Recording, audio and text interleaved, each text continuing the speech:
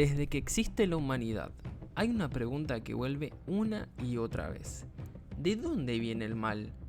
¿Por qué los seres humanos, capaces de crear arte, ciencia y vínculos profundos, también somos capaces de causar dolor, violencia e injusticia? El mal aparece en la historia, en la vida cotidiana y en los grandes conflictos de la humanidad. Y entender su origen es una de las búsquedas más profundas del pensamiento humano.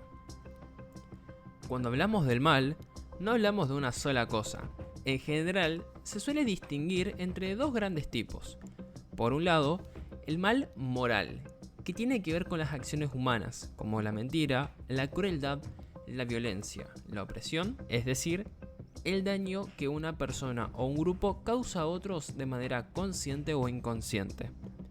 Por otro lado, existe lo que se llama el mal natural, que incluye fenómenos como las enfermedades, las catástrofes naturales o accidentes. Cosas que producen sufrimiento, pero no dependen directamente de una decisión humana. Esta distinción es importante porque muchas discusiones sobre el origen del mal se centran sobre todo en el moral. La filosofía se ha hecho esta pregunta durante siglos. Ya en la antigüedad, pensadores como Platón y Aristóteles reflexionaban sobre el bien y el mal como conceptos ligados a la ética y a la virtud. Sin embargo, una idea muy influyente fue la que sostuvo que el mal no es una entidad en sí misma, sino una ausencia del bien. Esta idea, conocida como privación del bien, plantea que el mal no tiene una existencia propia, sino que aparece cuando falta el bien. Del mismo modo que la oscuridad no existe por sí sola, sino que es la ausencia de luz. Desde esta perspectiva, el ser humano no nace malvado, sino incompleto, y sus acciones pueden alejarse del bien cuando falla su orientación moral. Más adelante, filósofos modernos como Kant plantearon una visión distinta. Para Kant, el mal no es simplemente ignorancia o falta de bien, sino que existe una inclinación al mal dentro de la naturaleza humana.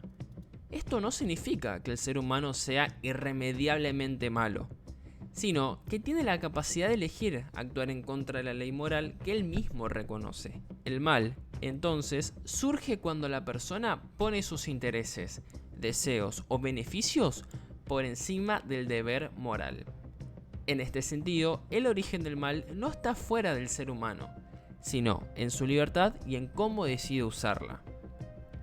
Otras corrientes filosóficas ponen el foco en la sociedad. Desde esta mirada, el mal no surge únicamente del individuo aislado, sino de las estructuras sociales, culturales y económicas en las que vivimos. Normas injustas, sistemas de poder desiguales, ideologías que deshumanizan al otro, pueden generar condiciones donde el mal se normaliza. Así, muchas personas no actúan por maldad consciente, sino porque reproducen valores y prácticas que aprendieron socialmente.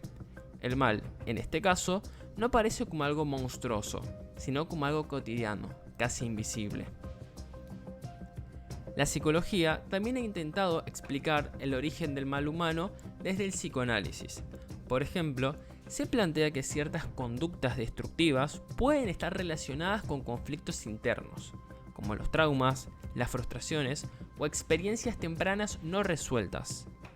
Freud hablaba de pulsiones que conviven dentro del ser humano, algunas orientadas a la vida y otras a la destrucción.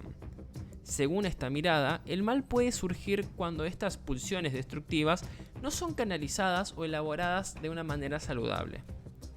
Desde enfoques más contemporáneos, la psicología social ha mostrado cómo personas comunes pueden cometer este tipo de actos en determinadas circunstancias. Experimentos clásicos demostraron que la obediencia a la autoridad, la presión del grupo o la despersonalización del otro pueden llevar a individuos normales a realizar acciones que, fuera de este contexto, jamás lo harían. Esto refuerza la idea de que el mal no siempre nace de individuos malos, sino de situaciones que anulan la reflexión ética y la empatía. Ahora bien, si pasamos al plano religioso, la Biblia ofrece una interpretación muy influyente sobre el origen del mal. En el libro del Génesis, El mundo es creado como algo bueno, armónico. No hay mal en el acto creador inicial.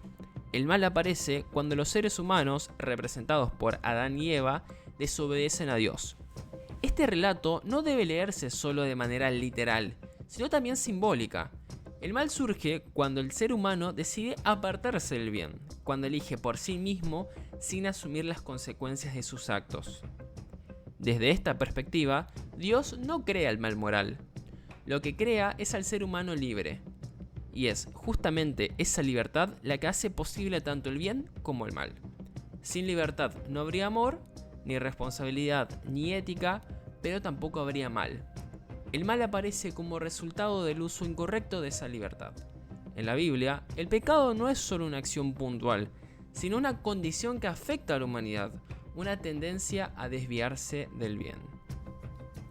Además, en el relato bíblico, el mal no se limita solo a las acciones humanas. Aparecen como figuras simbólicas, el adversario o Satanás, que representan fuerzas que se oponen al bien y a Dios. Más allá de cómo se interpreten estas figuras, el mensaje central es que el mal no es parte esencial de la creación, sino una ruptura, un quiebre en la relación entre el ser humano, el bien y los otros. Un punto clave donde coinciden muchas posturas, tanto filosóficas como religiosas, es el libre albedrío. El ser humano tiene la capacidad de elegir, y esa capacidad implica riesgo. Elegir el bien requiere esfuerzo, reflexión y responsabilidad. En cambio, elegir el mal suele ser más fácil, más inmediato o más conveniente en el corto plazo. El mal, entonces, no aparece como algo inevitable, sino como una posibilidad siempre presente. En el pensamiento contemporáneo, filósofas como Hannah Arendt hablaron de la banalidad del mal. Con esto no quiso decir que el mal sea insignificante, sino que muchas veces no proviene de grandes villanos, sino de personas que dejan de pensar, que obedecen órdenes, que cumplen normas sin cuestionarlas. El mal puede surgir del vacío moral, de la falta de reflexión y de la renuncia a la responsabilidad personal. Si juntamos todas estas miradas, podemos ver que el origen del mal no tiene una única explicación. Para algunos está en la misma naturaleza humana, para otros en la libertad.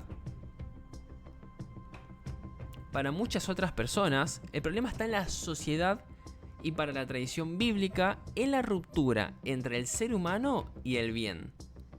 Tal vez el mal no tenga un solo origen, sino muchos niveles. Un nivel individual, uno social, uno psicológico o uno moral. Al final, quizás la pregunta más importante no sea solo de dónde viene el mal, sino ¿qué hacemos frente a él? Si lo reconocemos como parte de nuestra condición, también podemos reconocer nuestra capacidad de elegir el distinto, de reflexionar, de asumir responsabilidad y de construir algo mejor. Entender el origen del mal no lo justifica, pero sí nos ayuda a no repetirlo.